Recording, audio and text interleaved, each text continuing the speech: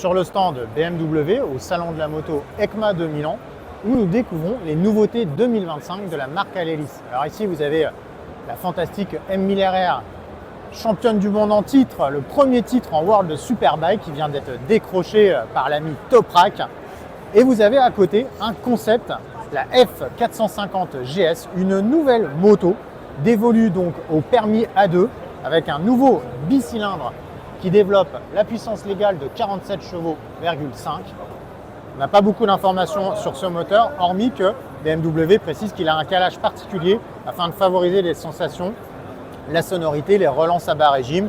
Nous verrons de quoi il advient lorsque la moto sera commercialisée, parce qu'il y a quand même très fort à parier qu'elle soit commercialisée dans un futur proche, qu'on voit bien hein, que la machine elle est quand même finalisée. Vous voyez, il y a l'instrumentation, il y a le phare, il y a les pare-mains. Il lui manque plus que la plaque d'immatriculation. Elle reprend donc le look Adventure des GS, notamment de la R1300 GS Adventure que nous venons de tester en entier sur motonet.com. On a un châssis tubulaire donc assez classique hein, dans la gamme, des roues à rayons tangentiels en 19 pouces à l'avant, une machine qui est compacte, assez étroite visuellement, qui a un beau gabarit. BMW l'annonce à 175 kg sans préciser si c'est le poids tout plein fait en ordre de marche ou à sec.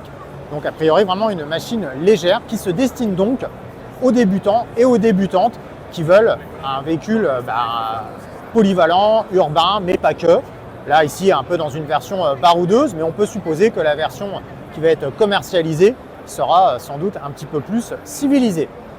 Alors pour ceux qui ne débutent pas, et qui ont justement la possibilité de conduire des motos de pleine puissance, vous pouvez loucher sur la gamme 4 cylindres des BMW. Vous avez vu là la M1000 RR de Superbike, mais il y a aussi toute la gamme en fait S1000 RR, S1000 R, M1000 R qui évolue. Les ingénieurs allemands ont trouvé davantage de chevaux, avec donc au sommet de la gamme la M1000 RR qui développe désormais 218 chevaux. Rendez-vous compte, c'est 6 chevaux de plus que la précédente.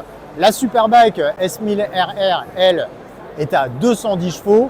Le Roadster S1000 R, il est à 170 chevaux. Enfin bref, c'est la débauche hein, dans les 4 pattes allemands.